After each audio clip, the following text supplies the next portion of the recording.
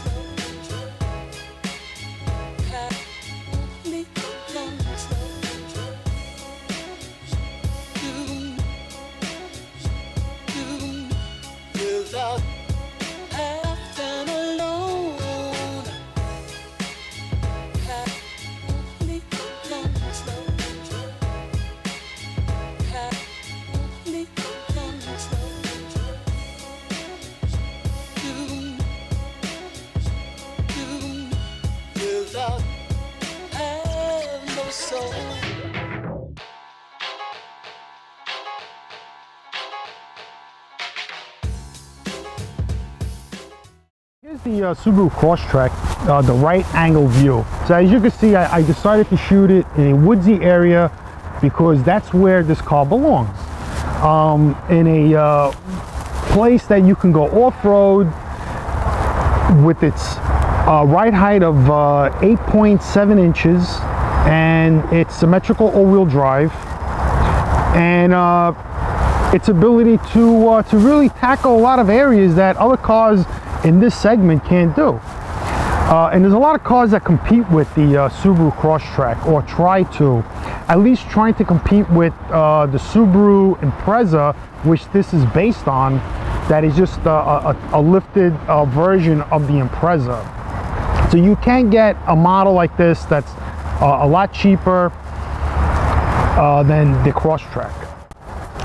So now, like, as you can see, I'm 5'11", and I have a lot of headroom, so you could stand under here and, you know, do like outdoorsy stuff, or even tailgate. So you could technically, you know, you could sit here, and it's pretty high. My feet are off the ground, and you know, I mean, if you're a little short, this may be a little hard to reach, but you could always grab it here and like pull it down a little bit. If you can't reach this up here, this car is not equipped with an auto hatch, and that just, they do that just to eliminate the expense of the car. And in my opinion, the less electronics you have in a car, the better it's going to be, because you're just going to have less things to go wrong with it. You know, eventually this button might break, then you want to get it fixed. It's going to be harder to open and close, and this is a simple everyday use, you know, open and close it like that. That's 8.7 inches. That's the same as a Subaru Forester and a Subaru Outback. And they say that's as high as a standard Jeep Grand Cherokee. So you can go off-road and go over big rocks that you can't do with other cars, like the Honda CRZ, or the new Toyota car like this, that's, you know, trying to compete with this. I think even the BMW X1 is not as high as this. So these you would have to get roof racks to fit on here, and I think Subaru recommends a Thule system for them, but you can get anything you want to put your bike on there, a kayak, anything. And I think these are good for like 100, 150 pounds or 200 pounds of weight on top, which most cars, that's all you get. You know, if you want to put a hitch on here to put your bikes or tow something, I don't know how much this car can tow, maybe 1,000 pounds, if that. You know, it's only a 2-liter engine. The Subaru 2.0 H4 Boxer engine. And this is 156 horsepower that gets like 36 miles per gallon on the highway.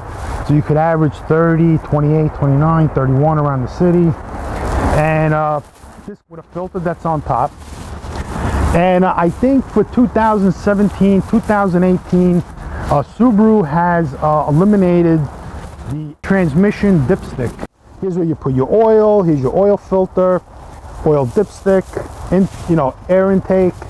There's your air filter, which is easy to change. It's right there. You know, here's your coolant, reservoir, battery, and it's a simple car. You know, it's not like a simple car where a Toyota, the engine is up here, and the engines are inline transverse 4-cylinder engines, being the same as any other front-wheel drive car, whether you buy a Nissan, a Toyota, a Mazda, a Korean brand, an American brand, and even some Mercedes-Benzes now have front-wheel drive transverse 4-cylinder engines like Mazda. Subaru's the only car technically today that has a Boxer engine that has, 2 heads. It has 2 cylinders here, 2 cylinders there. And that's why Subarus have so much power when they are doing something like climbing a hill, traversing through snow and anything, because the engine is so low that all the power goes right to the. I'm going to go ahead and start the engine up so you can hear what it sounds like.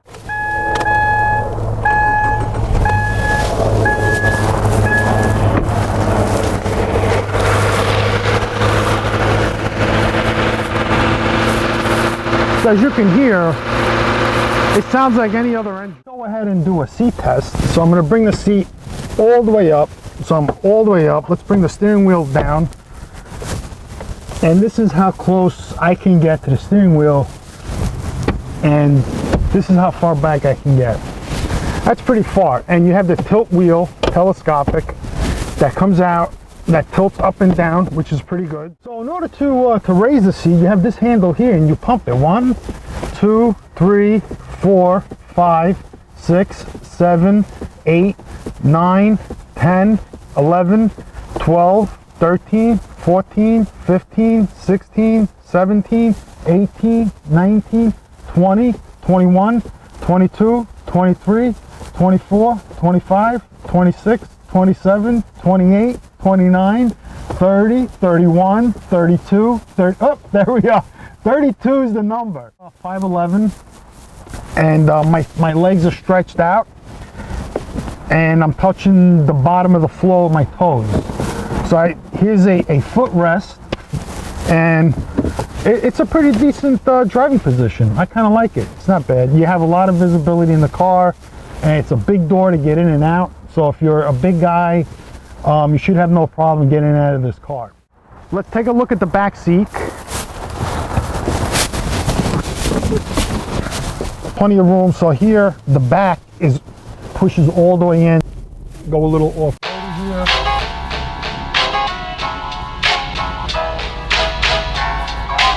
The car accelerates very nice.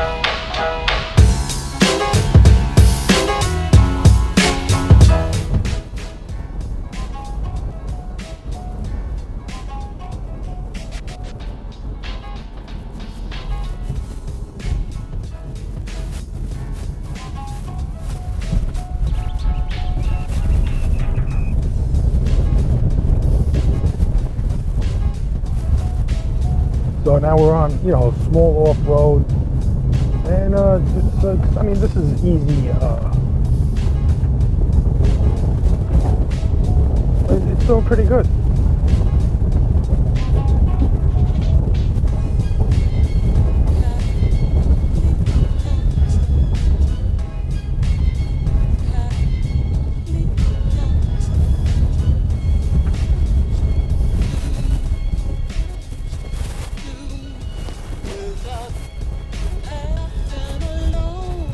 And as you can see, the turning radius, how the car maintains a 360-degree turn, that's pretty good.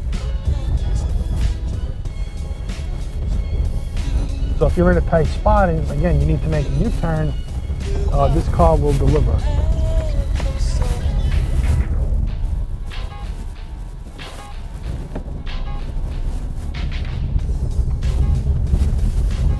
And this car having the ride height that it has underneath, not just it being lifted on the struts, allows you to go off-road a lot better than other cars because, you know, they'll tend to hit rocks. This car won't.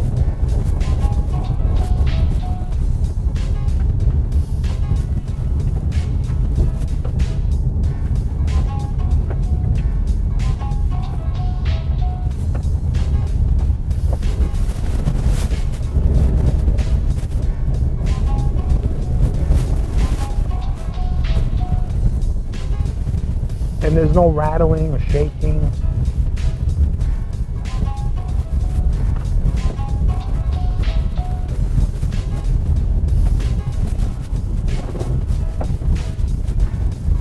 And you can lift this car. So this is pretty as much off-road around here as you can get. And it's doing pretty good. I mean, a front-wheel drive car can handle this, but you know, this is the best I can get at being off-road. And they're doing some pretty intense construction here. I better get out of here before somebody tells me to get lost.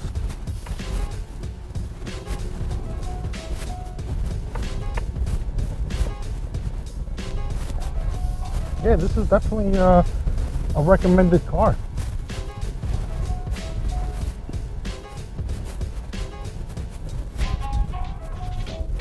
I mean, I have 100% confidence that I won't get stuck here or bottom out or anything like that.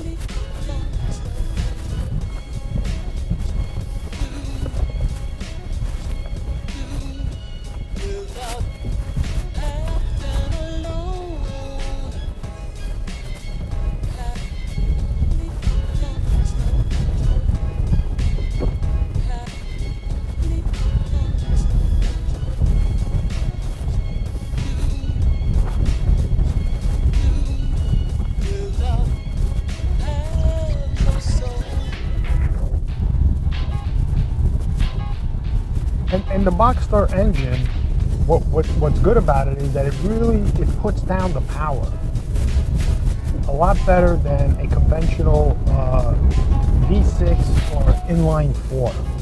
I mean, it just puts the power down so much better.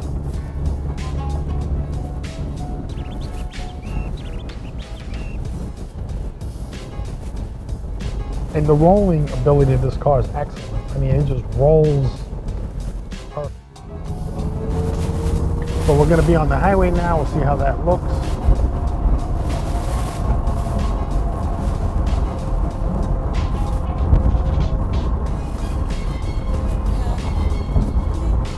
I mean, the car handles great.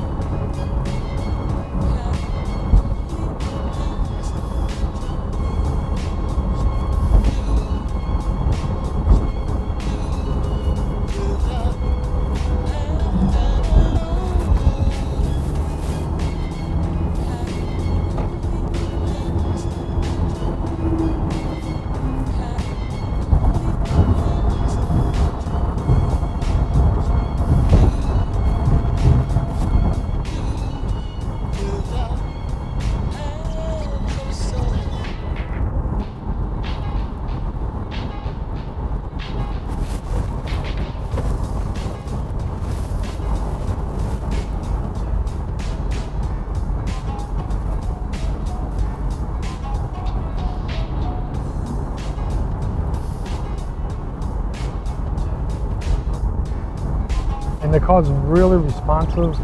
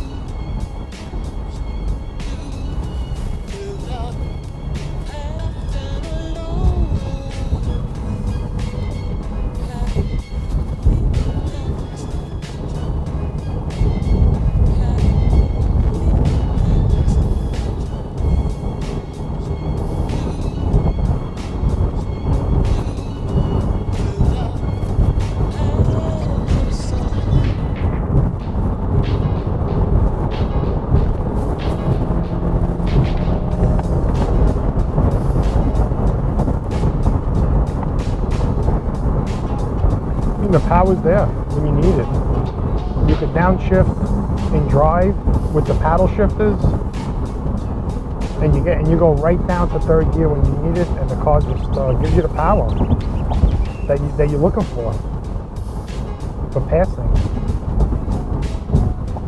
And I don't have my foot on the gas or the brake. I'm just rolling, and the car's doing great.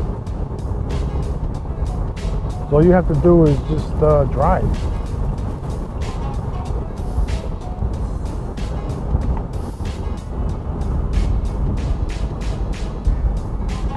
So you could engine brake,